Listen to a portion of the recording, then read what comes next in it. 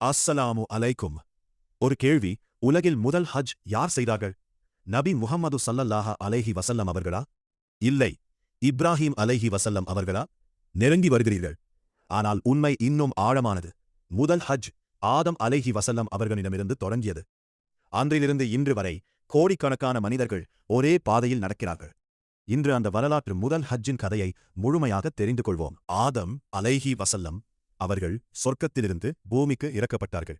இறக்கப்பட்ட இடம் இந்தியாவில் உள்ள ஒரு மலை என்று அறிஞர்கள் சொல்கிறார்கள். ஹவ்வா அலைஹி வஸல்லம் அவர்கள் வேறொரு இடத்தில் இறக்கப்பட்டார்கள். நீண்ட காலம் தனித்தனியே தேடிக்கொண்டார்கள். கண்ணீரோடு அல்லாஹ்விடம் துஆ செய்தார்கள். பிறகு அல்லாஹ்வின் அருளால் அரஃபா மைதானத்தில் இருவரும் சந்தித்தார்கள். அதனால்தான் அந்த இடத்திற்கு அரஃபா, அறிந்து கொண்ட இடம் என்று பெயர் வந்தது. அல்லாஹ் ஆதம் அலைஹி வஸல்லம் அவர்களிடம் கட்டளையிட்டான், என் வீட்டை கட்டு, அதை தவாஃப் செய். ஆதம் அலைஹி வஸல்லம் அவர்கள் கேட்டார்கள், யா அல்லாஹ், உன் வீடு எங்கே?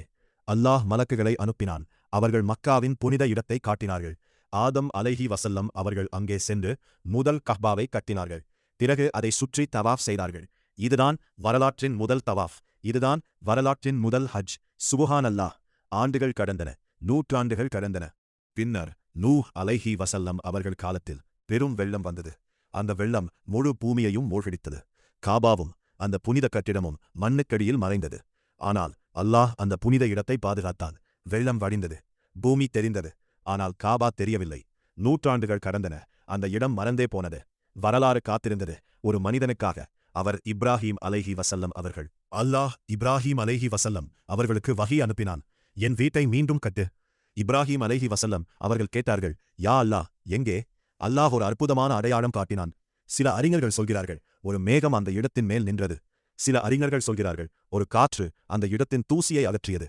இப்ராஹீம் அலைஹி வஸல்லம் அவர்கள் மகன் இஸ்மாயில் அலைஹி வஸல்லம் அவர்களுடன் சேர்ந்து கல்லை கல்லாக வரிசையாக காபாவை மீண்டும் கட்டினார்கள். கட்டும்போது ஒரு அற்புதம் நடந்தது. கஹ்பாவின் சுவர் உயர் இப்ராஹீம் அலைஹி வஸல்லம் அவர்களுக்கு எட்டவில்லை. அல்லாஹ் ஒரு கல்லை அனுப்பினான். இப்ராஹீம் அலைஹி வஸல்லம் அவர்கள் அதன் மீது நின்று கட்டினார்கள். அந்த கல் இன்றும் மக்காவில் இருக்கிறது. அதன் பெயர் மகாமு இப்ராஹீம்.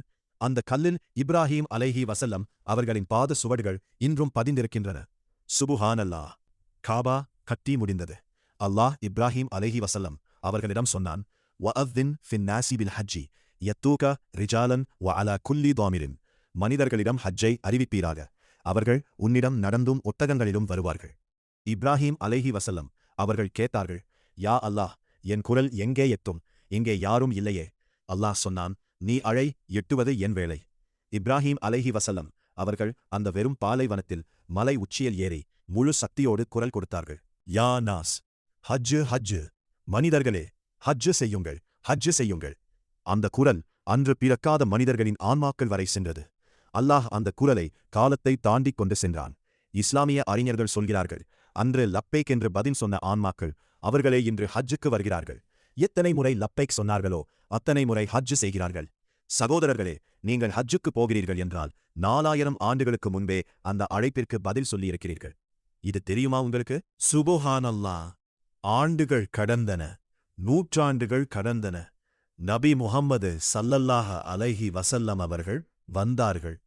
ஆனால் தெரியுமா, நபி ஸல்லல்லாஹு அலைஹி வஸல்லம் அவர்கள் தன் முழு இஸ்லாமிய வாழ்வில் ஒரே ஒரு முறை மட்டுமே ஹஜ்ஜு செய்தார்கள். ஹிஜ்ரி 10ஆம் ஆண்டு விடைபெறும் ஹஜ்ஜு. அது அவர்களின் கடைசி ஹஜ்ஜு என்று அவர்களுக்கே தெரிந்திருந்தது. அரஃபாவில் நின்று அவர்கள் சொன்னார்கள், மனிதர்களே, இந்த வருடத்திற்கு பிறகு நான் உங்களை சந்திப்பேனா என்று தெரியாது. அந்த வார்த்தைகளை கேட்ட சஹாபாக்கள் கண்ணீர் வடித்தார்கள். அந்த ஹஜ்ஜில் 1,00,000க்கும் அதிகமான சஹாபாக்கள் கலந்து கொண்டார்கள். அன்று இறங்கிய வஹி, அல் யௌம அக்மல்து லக்கும் தீனக்கும், இன்று உங்களுக்காக உங்கள் மார்க்கத்தை பூர்த்தி செய்தேன். சகோதரர்களே, ஆதம் அலைஹி வஸல்லம் அவர்கள் முதல் நபி ஸல்லல்லாஹு அலைஹி வஸல்லம் அவர்கள் வரை ஒரே பாதை, ஒரே கஃபா, ஒரே அல்லாஹ். ஆயிரக்கணக்கான ஆண்டுகளாக கோடிக்கணக்கான மனிதர்கள் ஒரே குரல் சொல்கிறார்கள், லப்பைக் அல்லாஹும்மா லப்பைக்.